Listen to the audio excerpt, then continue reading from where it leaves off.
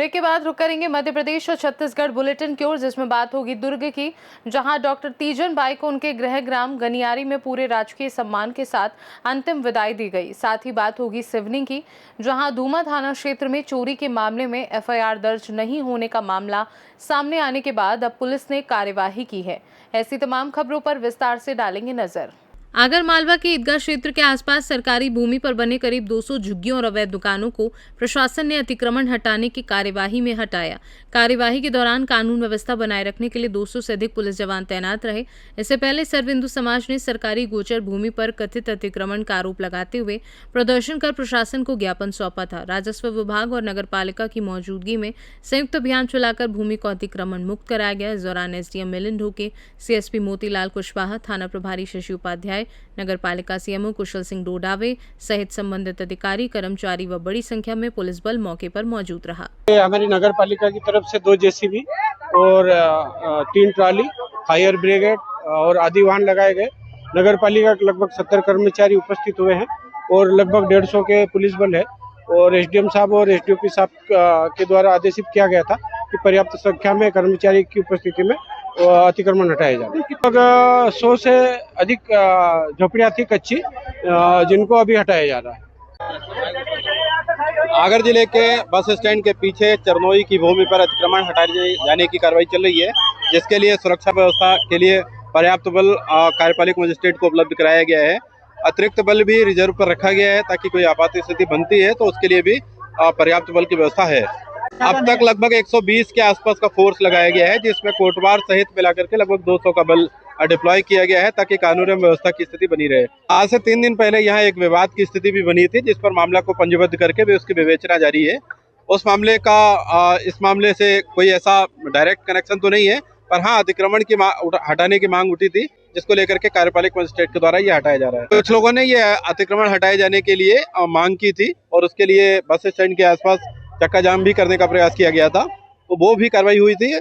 लेकिन ये जो कार्रवाई है ये शासकीय भूमि पर, गोचर भूमि पर अतिक्रमण हटाए जाने को कार्यपालिक मजिस्ट्रेट ने जो बल मांगा था वो बल उपलब्ध कराया गया। आगर मालवा से सीनू संवाददाता अर्श अहमद कुरैशी की रिपोर्ट। छत्तीसगढ़ की विश्वविख्यात पंडवानी गायिका और पद्म विभूषण से सम्मानित लोक कला की महान साधिका डॉक्टर तीजन बाई को उनके गृह ग्राम गनियारी में पूरे राजकीय सम्मान के साथ अंतिम विदाई दी गई। तिरंगे में लिपटे उनके पार्थिव शरीर के अंतिम दर्शन के लिए हजारों लोगों की भीड़ उमड़ी और लोगों ने नम आंखों से श्रद्धांजलि अर्पित की। अंतिम संस्कार के दौरान पुलिस जवानों ने राजकीय सम्मान की औपचारिकताएं पूरी की। इस अवसर पर शिक्षा मंत्री गजेंद्र यादव, विधायक अनुज शर्मा, विधायक रिकेश सेन, लोक कलाकार मोना सेन सहित बड़ी संख्या में जनप्रतिनिधि, कलाकार और सामाजिक संगठनों के प्रतिनिधि उपस्थित रहे, जबकि पूर्व मुख्यमंत्री भूपेश बघेल ने भी श्रद्धांजलि अर्पित की। बता दें कि 72 वर्षीय डॉक्टर तीजन बाई का आज तड़के रायपुर एम्स में निधन हो गया था। पंडवानी के कमोरे को लेके दुर्ग, भिलाई और भिलाई से भोपाल, भोपाल से दिल्ली, दिल्ली से भारत के अलावा विश्व के बहुत से देश में अपन पंडवानी, अपन तंबूरा के द्वारा जो मंचन करे, वो मंचन से पूरा पंडवानी के पूरा विश्व में जो प्रचार हुई ओखर अगर से जाते तो स्वर्गीय तीजन बाई जाते हैं। और कला जगत में बहुत बड़े क्षति है, छत्तीसगढ़ के नाम पूरा देश दुनिया में करीस ऐसे तीजन बाई के जाना आज कला जगत, छत्तीसगढ़, यहाँ के सब लोगन पर बहुत बड़े क्षति है। क्षति ला कोई पूरा नहीं कर पाए। ऐसे शोक के घड़ी में छत्तीसगढ़ सरकार, माननीय मुख्यमंत्री जी श्रद्धेय विष्णुदेव साय जी और पूरा मंत्रिमंडल ये शोक संताप परिवार के साथ खड़े हैं। और पिछले 2 साल से जब से स्वास्थ्य खराब रही से माननीय मुख्यमंत्री जी के नेतृत्व में उखर निर्देश पे ही एक हेल्थ टीम 24 घंटा उखर निगरानी में रही। और आज विधिक विधान के आगे हम सब नतमस्तक हैं। उखर जाना बहुत बड़ी क्षति अमल रहे। ऐसा लगता है कि हमारी व्यक्तिगत और पारिवारिक क्षति हो गई तीजन बाई के जाने से। लेकिन मैं आपको बता दूं कि तीजन बाई जी शरीर से चले गई, लेकिन उनकी यादें, उनके संगीत, उनके विचार जो है उसका अनुसरण करके नए कलाकार जो है छत्तीसगढ़ की माटी को आगे बढ़ाने का काम करेंगे। और देखिए वो गीत भी थोड़ा थोड़ा याद आता है चोला माटी के, वो जो गीत था कि सबको जाना है एक दिन, तो एक दिन सबको जाना है, लेकिन उनके जाने से जो दुख है, जो आंखों में आंसू है, जो भावुक है हम सब, वो कहीं ना कहीं पीड़ादायी है। देखिए ये ऐसी क्षति जो कभी पूरी नहीं हो सकती। कल रात में ही मैं एम्स गया था उन्हें देखने, तब अनकॉन्शियस थी। जो चेतना का पुंज हो उनको शांत देखना बड़ा दुखदाई होता है। मेरी बहुत सारी यादें हैं। माननीय मुख्यमंत्री जी के निर्देश पर मैं कल रात में देखने गया था। मैं गया, उनके परिजनों से बात भी कराई थी मैंने, डॉक्टर से भी मैंने चर्चा की थी। तब तक ये अंदाज़ा नहीं था कि ऐसी खबर आज सुबह सुबह सुनने को मिलेगी। दीदी का जाना छत्तीसगढ़ में कला संस्कृति की जो गंगा उन्होंने बहाई है, उस गंगा में डुबकी लगाने वाले कलाकार बहुत हैं। और उन्होंने एक छोटे से गांव से पूरी दुनिया में जो अपनी विशिष्ट पहचान बनाई, पंडवानी में कापालिक शैली में जो उनकी प्रस्तुति रहती थी वो अद्भुत थी। चाहे वो दुनिया के किसी भी कोने में जाके प्रस्तुति दें, वहाँ पर भाषा कभी बाधा नहीं बनती थी। उन्होंने बताया कि आपकी कला में अगर बात है तो भाषा कोई बाधा नहीं होती, लोग आपके मुरीद हो जाते हैं, और पूरी दुनिया उनकी दीवानी थी। और उनका चला जाना हम लोगों के लिए अपूर्णीय क्षति है, और हजारों लाखों कलाकारों को उन्होंने प्रेरित करने का काम किया है। उनको मैं शत शत नमन करता हूँ, उनको श्रद्धांजलि अर्पित। दुर्ग से सी न्यूज संवाददाता धर्मेंद्र गुप्ता की रिपोर्ट। गरियाबंद जिले में पिछले 24 घंटे से लगातार रिमझिम बारिश जारी है, जिससे नदी नाले उफान पर हैं और तालाब व खेत लबालब भर गए हैं। बारिश से धान की खेती कर रहे किसानों को बड़ी राहत मिली है। हालांकि शहर के निचले इलाकों में जलभराव की स्थिति भी बनी है। प्रशासन ने लोगों से पुल पार करते समय सावधानी बरतने, बच्चों को नदी तालाबों से दूर रखने और नदी किनारे रहने वालों को सतर्क रहने की अपील की है। गरियाबंद से सी न्यूज संवाददाता मनोज गोस्वामी की रिपोर्ट। इंदौर के परिवहन नगर स्थित श्री 1008 महावीर दिगंबर जैन मंदिर में अंतर्मुखी मुनि श्री पूज्य सागर जी महाराज के 47वें अवतरण दिवस के उपलक्ष्य में आयोजित 3 दिवसीय धार्मिक महोत्सव का श्रद्धा और भक्ति के माहौल में भव्य समापन हुआ। इस दौरान बड़ी संख्या में श्रद्धालुओं ने धर्म लाभ प्राप्त किया। महोत्सव का मुख्य आयोजन 5 जुलाई को हुआ, जहां मंदिर परिसर में भव्य गुरु पूजन, धर्म सभा और अंतर्मुखी मुनि श्री पूज्य सागर जी महाराज के मंगल प्रवचन आयोजित किए गए। प्रवचनों में धर्म, संयम और आत्म कल्याण का संदेश दिया गया। कार्यक्रम के समापन पर श्रद्धालुओं के लिए वात्सल्य भोज का आयोजन भी किया गया। पूरे आयोजन के दौरान समाज के बड़ी संख्या में श्रद्धालु अपने परिवार सहित उपस्थित रहे और धार्मिक कार्यक्रमों में भाग लेकर पुण्य लाभ अर्जित किया। मंदिर परिसर पूरी समय भक्तिमय वातावरण और धार्मिक उल्लास से सराबोर रहा। अंतर्मुखी मुनि श्री पूज्य सागर जी महाराज का 47वां अवतरण दिवस मनाया जा रहा है, क्या कहना चाहेंगे?